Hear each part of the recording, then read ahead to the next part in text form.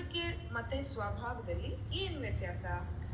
ನಡವಳಿಕೆ ಆ್ಯಕ್ಚುಲಿ ನಮ್ಮ ಹೊರಗಡೆಯಿಂದ ನಾವು ಯಾವ ರೀತಿ ನಡ್ಕೊಳ್ತೀವಿ, ನಡವಳಿಕೆ ಅಂದರೆ your action, your expression, how you behave, ಇದು ಹೊರಗಡೆ. ಇದು ನಾವು ಸಮಯಕ್ಕೆ ಸರಿಯಾಗಿ ಬುದ್ಧಿವಂತಿಕೆಯಿಂದ ಯಾರ್ಯಾರು ಹೇಗೆ ಬೇಕೋ ಹಾಗಾಗಿ ನಡ್ಕೊಳ್ಳೋದು ಕಲ್ತ್ಕೊಂಡಿದ್ದೀವಿ. We have cultivated.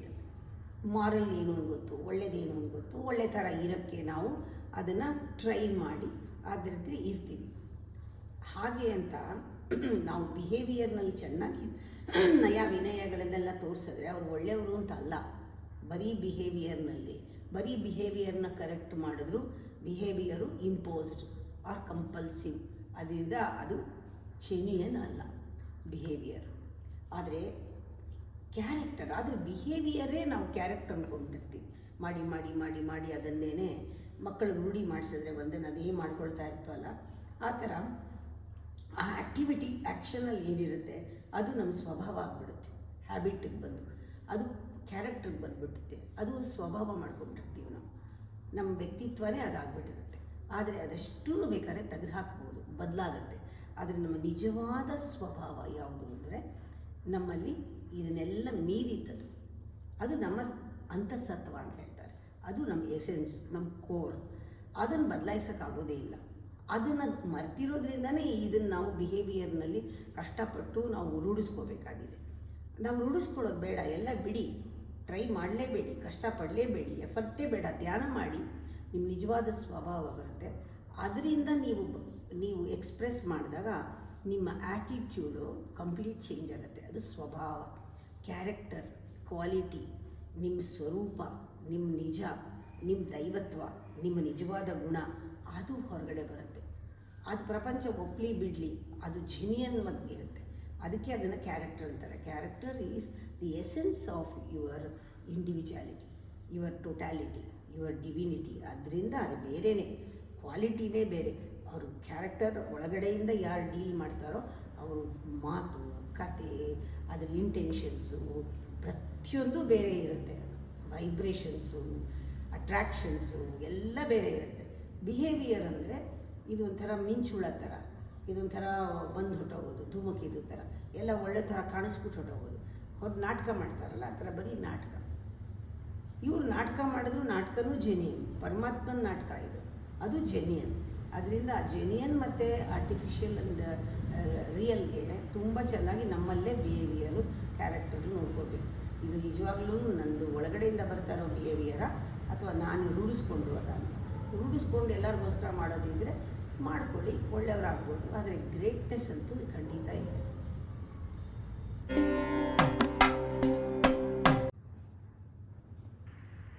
ಅಮ್ಮ, ಅಕಲ್ಟಿಸಮ್ಗೂ ಮತ್ತು ಮೆಡಿಟೇಷನ್ ಎರಡೂ ಒಂದೇನಾ ಅಥವಾ ಬೇರೆ ಬೇರೆನಾ? ಅಕಲ್ಟಿಸಮ್ ಅಂದರೆ ಅತೀಂದ್ರಿಯ ಜ್ಞಾನ. ಅತೀಂದ್ರಿಯ ಜ್ಞಾನ ಅಂತ ಪಂಚ ಇಂದ್ರಿಯಗಳನ್ನು ಮೀರಿದಾಗ ಆಗುವ ಅನುಭವ ಜ್ಞಾನ. ಅದರಿಂದ ನಮಗೆ ಕ್ಲಿಯರಾಗಿ ಅಲ್ಲಿ ಗೊತ್ತಾಗೋಗುತ್ತೆ. ಮನಸ್ಸು ಗ್ರಹಿಸುವುದು ಇಂದ್ರಿಯಗಳಿಂದ. ಈ ಮನಸ್ಸಿಗೆ ಇಂದ್ರಿಯಾನುಭವ ಮಾತ್ರ ಗೊತ್ತು. ಪ್ರಪಂಚದ ವಿಷಯಗಳಲ್ಲಿ ಇಂದ್ರಿಯಕ್ಕೆ ಆಸಕ್ತಿ. ಇಂದ್ರಿಯಗಳಿಗೆ ಹೊರ ಪ್ರಪಂಚವನ್ನು ಮಾತ್ರ ಗ್ರಹಿಸಲು ಸಾಧ್ಯ. ಇದು ಏನೇನು ತರುತ್ತೋ ಮನಸ್ಸು ಅದನ್ನು ಗ್ರಹಿಸಿ ಹಿಡ್ಕೊಳ್ಳುತ್ತೆ. ಇಷ್ಟೇ ಜ್ಞಾನ ನಮಗೆ ಸಿಗೋದು. ಧ್ಯಾನ ಅಂದರೆ ಕೂಡ ಈ ಮನಸ್ಸನ್ನು ಮೀರಿ ಹೋಗೋದೇನೆ. ಅತಿ ಇಂದ್ರಿಯ ಅಂದರೆ ನಾವು ಮನಸ್ಸನ್ನು ಉಪೇಂದ್ರಿಯವಾಗಿ ಬಳಸ್ಕೋತೀವಿ, ಮನಸ್ಸನ್ನೇ ಬಳಸ್ಕೊಳ್ತೀವಿ ನಾವು. ಇಂದ್ರಿಯ ಅಂದರೆ ಮನಸ್ಸು ನಮಗೆ ಪಂಚ ಇಂದ್ರಿಯಗಳಿಗೆ ಒಂದು ಅಧಿಕಾರದಲ್ಲಿರುವಂತಹ ಅಧೀನದಲ್ಲಿ ಇಟ್ಕೊಂಡಿರುವಂತಹ ಒಂದು ಮಾಸ್ಟರ್ ಥರ ಮೈಂಡು. ಅದನ್ನು ಆಳಕ್ಕೆ ನಮ್ಗೆ ಇನ್ನೂ ಒಂದು ಶಕ್ತಿ ಒಳಗಡೆ ಇದೆ. ಪ್ರಾಣಶಕ್ತಿ ಮನಸ್ಸಿನ ಶಕ್ತಿಗಿಂತ ತುಂಬ ಸೂಕ್ಷ್ಮ ಮತ್ತು ಶಕ್ತಿ, ಪವರ್ ಜಾಸ್ತಿ. ನಾವು ಪ್ರಾಣಾಯಾಮ ಮಾಡ್ತಾ, ಮೆಡಿಟೇಷನಲ್ಲಿ ಡೀಪ್ ಬ್ರೀದಿಂಗ್ ಮಾಡ್ತಾ, ಉಸಿರಾಟದಿಂದ ದೇಹ ಮನಸ್ಸನ್ನು ನಿಯಂತ್ರಿಸಿ ಮನಸ್ಸನ್ನು ಶುದ್ಧ ಮಾಡಿ ಆ ಮನಸ್ಸನ್ನೇ ಬಳಸ್ಕೊಂಡು ಆ ಮನಸ್ಸನ್ನು ನಾವು ರಿಫೈನ್ ಮಾಡಿ ಟ್ರಾನ್ಸೆಂಡ್ ಮಾಡಿ ಆ ಮನಸ್ಸನ್ನು ಸೂಕ್ಷ್ಮ ಮಾಡಿ ಸೂಕ್ಷ್ಮ ಬುದ್ಧಿ ಅಂತ ಕರಿತೀವಿ. ಯಾಕೆಂದರೆ ಆ ಬುದ್ಧಿನೇ ಈ ಮನಸ್ಸು ಆಗಿರೋದು. ಬುದ್ಧಿಯ ಭಾಗ ಕಮ್ಮಿ ಇದೆ, ಇಂದ್ರಿಯ ಭಾಗ ಜಾಸ್ತಿ ಇದೆ ಮನಸ್ಸಿನಲ್ಲಿ, ಇಲ್ಯೂಷನ್ ಜಾಸ್ತಿ ಇದೆ, ಬುದ್ಧಿ ಕಮ್ಮಿ. ಯಾಕೆಂದರೆ ಬುದ್ಧಿನೇ ಅಹಂಕಾರದ ಜೊತೆ ಸೇರಿ ಮನಸ್ಸಿಗೆ ದಾಸ ಆಗಿರೋದ್ರಿಂದ. ಹೀಗೆ ಮೆಡಿಟೇಷನ್ ಕೂಡ ಇದೇ ಥರನೇ ಅರ್ಥ ಬರುತ್ತೆ. ಇದನ್ನೆಲ್ಲ ಮೀರಿ ಹೋಗಬೇಕು. ಅತೀಂದ್ರಿಯ ಜ್ಞಾನ ಅಂದಾಗ ನಾವು ಆ ರೀತಿ ತಗೊಳ್ಳಲ್ಲ. ಧ್ಯಾನಕ್ಕೆ ಅತೀಂದ್ರಿಯ ಜ್ಞಾನ ತಕ್ಷಣ ಸಿಕ್ಕಲ್ಲ. ದೇಹೋ ದೇವಾಲಯ ಪ್ರೋಕ್ತೋ ಜೀವೋ ದೇವ ಸನಾತನ. ದೇಹವನ್ನು ಬಳಸ್ಕೊಂಡು ಅದನ್ನು ದೇವಸ್ಥಾನದೊಳಗೆ ಹೋದ ಮೇಲೇ ಗರ್ಭಗುಡಿ ಹತ್ರ ಹೋಗೋದು, ಅಲ್ಲಿ ದೇವರನ್ನು ನಾವು ದರ್ಶನ ಮಾಡೋದು. ಇದನ್ನು ನಾವು ಲಯಕ್ರಮ ಅಂತ ಹೇಳ್ತೀವಿ. ಅಂದರೆ ಒಂದಾದಮೇಲೆ ಒಂದೊಂದು ಲಯ ಮಾಡಿಕೊಂಡು ಟ್ರಾನ್ಸೆಂಡ್ ಮಾಡಿಕೊಂಡು ಹೋಗೋದನ್ನು. ಅದಕ್ಕೆ ಮನಸ್ಸನ್ನು ಇಲ್ಲಿ ಮನಸ್ಸಿನ ಭಾವನೆಗಳು ಯಾವುದೇ ಇದ್ರೂ, ಯಾವುದೇ ಫೀಲಿಂಗ್ಸ್ ಇದ್ರೂ ಅದು ಮೆಡಿಟೇಷನ್ದಲ್ಲ, ಇಲ್ಯೂಷನರಿನೇ ಇದು. ಇದನ್ನು ಮೀರಿ ಹೋಗಬೇಕಾದ್ರೆ ಮನಸ್ಸನ್ನು ನಾವು ನಮ್ಮ ಹತೋಟಿನಲ್ಲಿಟ್ಕೊಂಡು ಸ್ತಬ್ಧಗೊಳಿಸಿ ಅದನ್ನು ನಿಲ್ಲಿಸಿ ಅದನ್ನು ಬೈಪಾಸ್ ಮಾಡಿ ನಾವು ಹೋಗಬೇಕು. ಅದಕ್ಕೆ ಮನಸ್ಸನ್ನೇ ಬಳಸ್ಕೋಬೇಕು. ಇವಾಗ ಮಣೆ ಪಕ್ಕಕ್ಕಿಡೋಬೋದು, ಅದನ್ನು ಹತ್ತಿಬಿಟ್ಟು ಆ ಪಕ್ಕಕ್ಕಿಡೋದು ಅಂತಾರಲ್ಲ, ಅದನ್ನು ಹತ್ತಬೇಕು. ಜಂಪಿಂಗ್ ಬೋರ್ಡ್ ಥರ ಜಂಪ್ ಆದಮೇಲೆ ಆ ಬೋರ್ಡ್ ಬೇಕಿಲ್ಲ. ಆ ಥರ ಮನಸ್ಸನ್ನು ಬಳಸ್ಕೋಬೇಕು ಮುಂಚೆ, ಆಮೇಲೆ ಪಕ್ಕಕ್ಕಿಡಬೇಕು. ಈ ಜಾಣತನನೇ ಮೆಡಿಟೇಷನ್. ಅದರಿಂದ ಅಕಲ್ಟಿಸಮ್ ಅಂದರೆ ಅತೀಂದ್ರಿಯ ಜ್ಞಾನ ಅಂತ. ಅದು ಕೂಡ ಈ ಸ್ಟೆಪ್ಪಲ್ಲೇ ಹೋಗಬೇಕಾಗತ್ತೆ. ನೀವು ಹಾರ್ಕೊಂಡು ಹೋಗೋಕ್ಕಾಗಲ್ಲ. ದೇಹನ ದಾಟಬೇಕು. You have to go through all this hell to reach that heaven.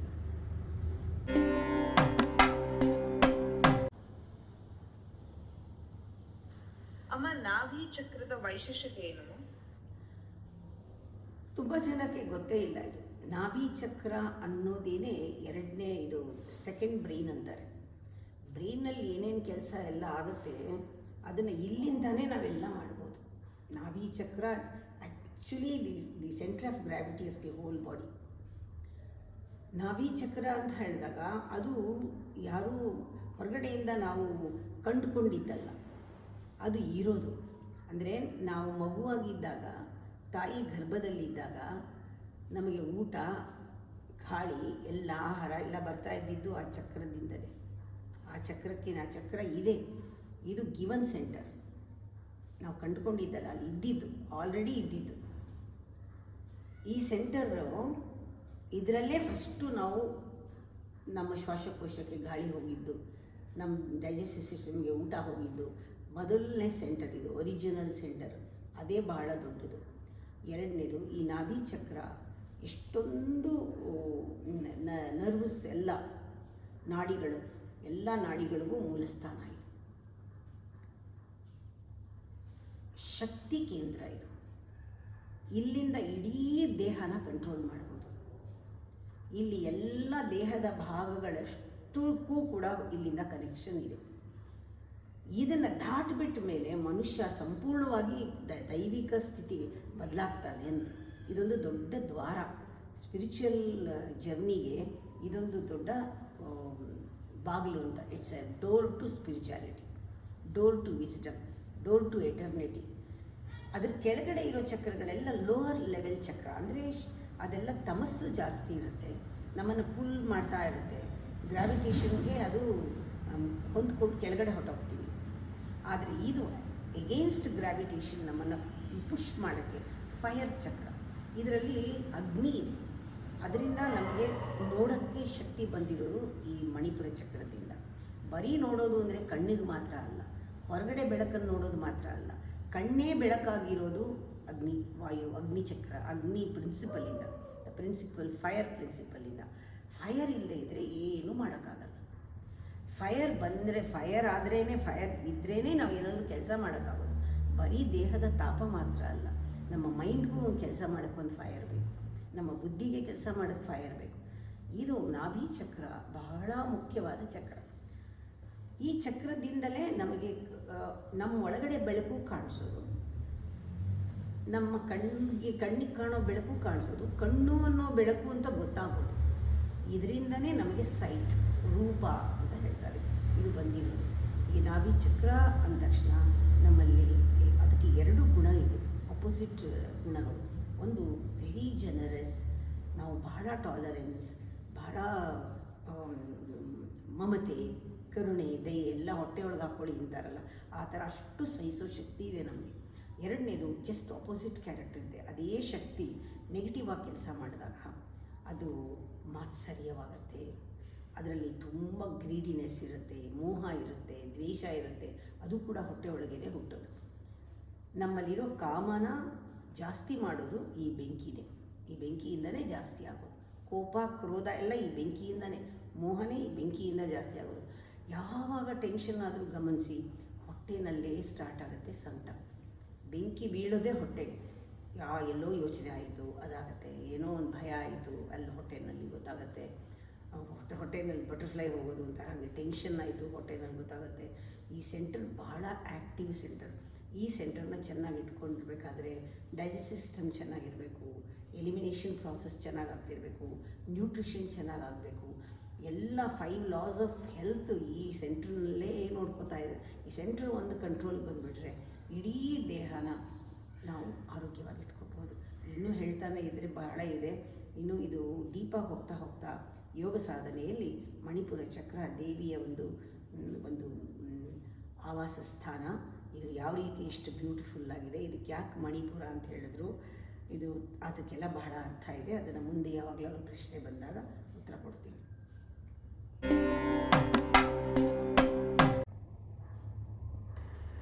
ಅಮ್ಮ, ಮನಸ್ಸು ಕರಗೋದು ಯಾವುದ್ರಲ್ಲಿ, ಅಹಂಕಾರ ಕರಗೋದು ಯಾವುದ್ರಲ್ಲಿ? ಈ ಕರಗೋದು ಅಂದಾಗ ಕರಗಿಸ್ಕೊಳ್ಳೋದೊಂದು ಇರಬೇಕಲ್ವಾ, ಲಾಜಿಕ್. ಕರಗಬೇಕಾದ್ರೆ ಕರಗಿಸ್ಕೊಳ್ಳೋದು ಯಾವುದು ಅಂತ ತಿಳ್ಕೊಬೇಕು ನಾವು. ಉಪ್ಪು ಯಾವುದ್ರಲ್ಲಿ ಕರಗತ್ತೆ ಅಂತ ತಿಳ್ಕೊಬೇಕಾದ್ರೆ ನಾವು ನೀರನ್ನ ಮೊದಲು ಹುಡುಕ್ತೀವಿ. ಹಾಗೆ ಜೇನುತುಪ್ಪ ಯಾವುದ್ರಲ್ಲಿ ಕರಗತ್ತೆ ಅಂದರೆ ಹಾಲು ಹುಡ್ಕೋಕ್ಕೆ ಹೋಗ್ತೀವಿ. ಈ ಥರ ನಮ್ಗೆ ಯಾವುದು ಸಲ್ಯೂಷನ್ ಅಂತ ಹೇಳೋವಾಗ ಅದಾಗಬೇಕಾದ್ರೆ ಸಾಲ್ಯುಬಲ್ ಎಲ್ಲದೂ ಬೇಕಾಗುತ್ತೆ. ಅದನ್ನು ನಾವು ನೋಡ್ತೀವಿ. ಯಾವುದ್ರಲ್ಲಿ ಕರಗತ್ತೆ, ಅತಿ ಸೂಕ್ಷ್ಮವಾಗಿರಬೇಕು, ಶಕ್ತಿಯುತವಾಗಿರಬೇಕು, ಇಂಟೆನ್ಸಿಟಿ ಜೋರಿರಬೇಕು. ಒಂದು ದೊಡ್ಡದು ಅಂದರೆ ಸ್ಟ್ರಾಂಗ್ ಆಗಿರೋದು ವೀಕ್ ಆಗಿರೋದನ್ನು ಕರಗಿಸ್ಕೊಳ್ಳುತ್ತೆ. ಹಾಗೆ ಮನಸ್ಸು ದೇಹನ ಕರಗಿಸ್ಕೊಂಡಿದೆ. ದೇಹ ಸ್ಥೂಲ, ಎಷ್ಟಾದರೂ ಅದಕ್ಕೆ ಶಕ್ತಿ ಕಮ್ಮಿ, ಸ್ವಲ್ಪ ಹೊತ್ತಿಗೆ ಸುಸ್ತಾಗುತ್ತೆ.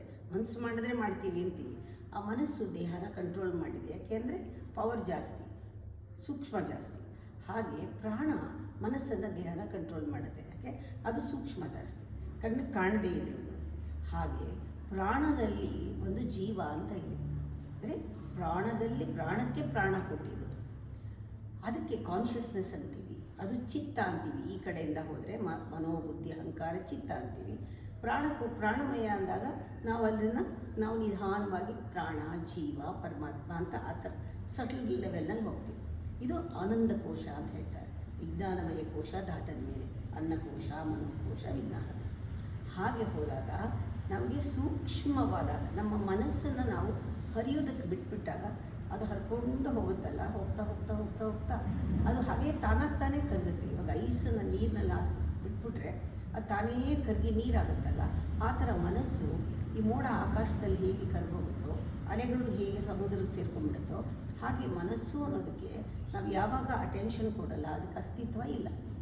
ನಾವು ಅಟೆನ್ಷನ್ ಕೊಡೋವರೆಗೂ ಅದೊಂದಿದೆ, ಇಲ್ಲದಿದ್ದರೆ ಇಲ್ಲ. ಅದು ನಾವು ಧ್ಯಾನದಲ್ಲಿ ಬಿಟ್ಬಿಟ್ಟಿರ್ತೀವಿ, ಅದು ಹಾಗೆ ಕರಗಿ ಕರಗಿ ಕರಗಿ ಕರಗಿ ಕಾನ್ಷಿಯಸ್ನೆಸ್ನಲ್ಲಿ ಒಂದಾಗ್ಬಿಡುತ್ತೆ. ಇಟ್ ಬಿಕಮ್ಸ್ ಟೋಟಲಿ ಕಾನ್ಷಿಯಸ್ನೆಸ್ ಮನಸ್ಸು. ಇದೆಲ್ಲ ಆಗಬೇಕಾದ್ರೆ ನಮಗೆ ಅಡ್ಡ ಬಂದಿರೋದು ಯಾವುದು ಅಂದರೆ ನಮ್ಮ ಅಹಂಕಾರ. ನಮ್ಮ ಅಹಂಕಾರ ಇಲ್ಲದೆ ಇರೋದನ್ನು ನಾವು ಸಬ್ಸ್ಟಿಟ್ಯೂಟಾಗಿ ಇಟ್ಕೊಂಡ್ಬಿಟ್ಟಿದ್ದೀವಿ. ಅದು ಜ್ಞಾನ ಬರಬೇಕು ನಮಗೆ. ಏನಂತ, ನಾನು ನಿಜವಾಗ್ಲೂ ಪರಮಾತ್ಮನ ಸ್ವರೂಪ, ನಾನು ನಿಜವಾಗ್ಲೂ ನೋಡಿದ್ರೆ ಆನಂದ ಸ್ವರೂಪ, ನನಗೆ ಲಿಮಿಟೇ ಇಲ್ಲ. ಅದು ತಿಳ್ಕೊಳ್ಳೋದು ಕಷ್ಟ ಅಲ್ವಾ. ಪ್ಯೂರ್ ಇಂಟೆಲಿಜೆನ್ಸ್ ಬೇಕು. ಅದಕ್ಕೆ ಪ್ಯೂರ್ ಇಂಟೆಲಿಜೆನ್ಸ್ಗೆ ಅಹಂಕಾರದಿಂದ ಬಿಡಿಸ್ಕೋಬೇಕು. ಇದೆಲ್ಲ ಯಾಕೆ ಸಬ್ಸ್ಟಿಟ್ಯೂಟ್ ನಾನು ಮಾಡ್ಕೊಂಡ್ಬಿಡ್ತೀನಿ ಅಂತ ಹೇಳ್ಬಿಟ್ಟು ನಾವು ಒಂದು ಇಂಟೆಲೆಕ್ಟ್ ಅಂತ ಮಾಡ್ಕೊಂಡಿದ್ದೇವೆ. ಐಡೆಂಟಿಟಿ, ಇಂಟೆಲೆಕ್ಟ್ ಎಲ್ಲ ನಾವೇ ಮಾಡಿಕೊಂಡ್ರು.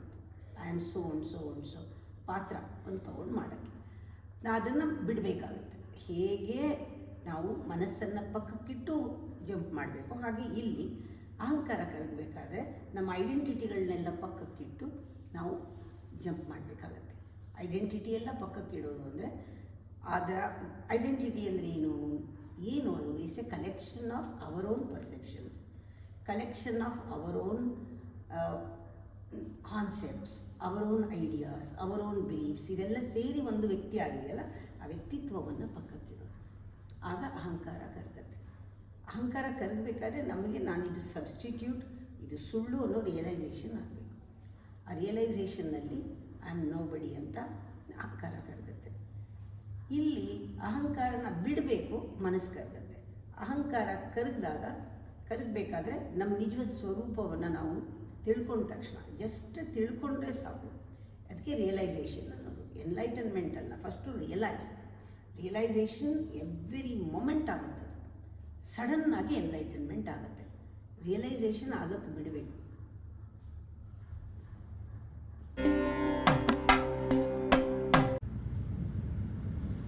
ಅಮ್ಮ, ಈ ಕೆಟ್ಟ ಯೋಚನೆ ಮತ್ತು ಒಳ್ಳೆ ಯೋಚನೆ ಅನ್ನೋದು ಸಹವಾಸ ದೋಷನ?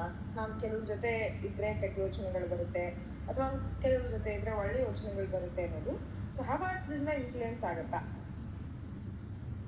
ಫಸ್ಟು ನಮ್ಮಲ್ಲಿ ಏನೋ ಒಂದು ಸಬ್ಸ್ಟೆನ್ಸ್ ಇರಬೇಕಲ್ಲ ಅಟ್ರ್ಯಾಕ್ಟ್ ಮಾಡೋಕ್ಕೆ. ಒಳ್ಳೇದಿದ್ದರೆ ಒಳ್ಳೇದು ಅಟ್ರ್ಯಾಕ್ಟ್ ಮಾಡ್ತೀವಿ, ಕೆಟ್ಟದ್ದಿದ್ದರೆ ಕೆಟ್ಟದ್ದು ಅಟ್ರ್ಯಾಕ್ಟ್ ಮಾಡ್ತೀವಿ. ನಾವು ಅಹಂಕಾರದಲ್ಲಿ ಇದ್ದಾಗ ನಮ್ಮಲ್ಲಿ ಬರೋ ಯೋಚನೆಗಳೆಲ್ಲ ಯಾವ ಥರ ಇರುತ್ತೆ? ಎಲ್ಲ ನೆಗೆಟಿವಿಟಿನೇ ಇರೋದು. ಎಲ್ಲ ನಮ್ಮ ಎನರ್ಜಿನ ಕಡಿಮೆ ಮಾಡೋದೇ ಇರೋದು. ನಮ್ಮ ಫ್ರೀಕ್ವೆನ್ಸಿ ಕಮ್ಮಿ ಆಗೋಗುತ್ತೆ, ನಮ್ಮ ಶಕ್ತಿ ಎಲ್ಲ ಕಮ್ಮಿ ಆಗೋದೇ ಇರೋದು. ನಾವು ಯಾವಾಗ ಇಲ್ಯೂಷನಲ್ಲಿ ಇರ್ತೀವೋ, ಮಾಯಿನಲ್ಲಿ ಇರ್ತೀವೋ, ಅಹಂಕಾರದಲ್ಲಿ ಇರ್ತೀವೋ, ಅಂಥ ಯೋಚನೆಗಳೇ ನಮಗೆ ಒಂದು ಅಟ್ರ್ಯಾಕ್ಟ್ ಆಗುತ್ತೆ. ಧ್ಯಾನ ಮಾಡಿದಾಗ ನಿಮ್ಮ ಗ್ರ್ಯಾಟಿಟ್ಯೂಡು, ನಿಮ್ಮಲ್ಲಿ ಕರುಣೆ, ದಯೆ, ಸಹಾನುಭೂತಿ, ಬೇರೆಯವ್ರ ಮೇಲೆ ಅನುಕಂಪ, ಬೇರೆಯವರು ನಂತರ ಅಂತ ನೋಡೋದೆಲ್ಲ ನಿಮ್ಮ ಮೆಡಿಟೇಷನ್ ಮಾಡ್ತಾಯಿದ್ರೆ ಬರುತ್ತಲ್ಲ, ಆಗ ನಿಮ್ಮ ಸೆಂಟರೇ ಬೇರೆ ಇರುತ್ತೆ. ನೀವು ಪೆರಿಫೆರಿನಲ್ಲಿ ಅಟ್ರ್ಯಾಕ್ಟ್ ಮಾಡೋದು ಇಂಥದ್ದನ್ನೇ. ಅವ್ರದ್ದೇನು ತಪ್ಪು? ಸಹವಾಸ ನೀವು ಆಗಿರೋದ್ರಿಂದ ಅದನ್ನೇ ಅಟ್ರ್ಯಾಕ್ಟ್ ಮಾಡ್ತೀರಾ. ನೀವು ಮೆಡಿಟೇಷನ್ ಮಾಡಿ ಸೆಂಟ್ರಿಗೆ ಹೋದಾಗ ನಿಮ್ಮ ಗ್ರ್ಯಾಟಿಟ್ಯೂಡು, ಆ್ಯಟಿಟ್ಯೂಡ್ ಎಲ್ಲ ಬಂದಾಗ ಆ ಗ್ರ್ಯಾಟಿಟ್ಯೂಡ್, ಆ್ಯಟಿಟ್ಯೂಡ್ ಇರೋರೇ ನಿಮ್ಮ ಹತ್ರ ಬರ್ತಾರೆ. ಅವರು ಮೆಡಿಟೇಷನ್ನಲ್ಲೂ ನಿಮಗೆ ಕನೆಕ್ಟ್ ಮಾಡ್ತಾರೆ, ನಿಮ್ಮ ಎನರ್ಜಿ ಜಾಸ್ತಿ ಮಾಡ್ತಾರೆ. ಇವರು ಪಕ್ಕ ಇದ್ರೂ ಏನೂ ಮಾಡೋಕ್ಕಾಗಲ್ಲ. ಯಾಕೆಂದರೆ ಒಳ್ಳೆಯವರಿದ್ರೂ ಅದಕ್ಕೆ ನೀವು ತೊಗೊಳಕ್ಕೆ ನಿಮ್ಮಲ್ಲಿ ಮ್ಯಾಗ್ನೆಟ್ ಯಾವುದು, ಅದನ್ನೇ ನೆಗೆಟಿವಿಟಿನೇ ಅಟ್ರ್ಯಾಕ್ಟ್ ಮಾಡೋ ಮ್ಯಾಗ್ನೆಟ್ ಇರುತ್ತೆ. ಕಾರಣ ಏನು? ಸಹವಾಸವನ್ನು ಬಯಸ್ತಾ ಇರುವಂತಹ ಒಂದು ನಿಮ್ಮಲ್ಲಿ ಗುಣ. ತಮಸ್ಸಿದೆ, ತಮಸ್ಸನ್ನೇ ಅಟ್ರ್ಯಾಕ್ಟ್ ಮಾಡ್ತೀರಾ. ರಜಸ್ಸಿದೆ, ರಜಸ್ಸನ್ನೇ ಅಟ್ರ್ಯಾಕ್ಟ್ ಮಾಡ್ತೀರಾ.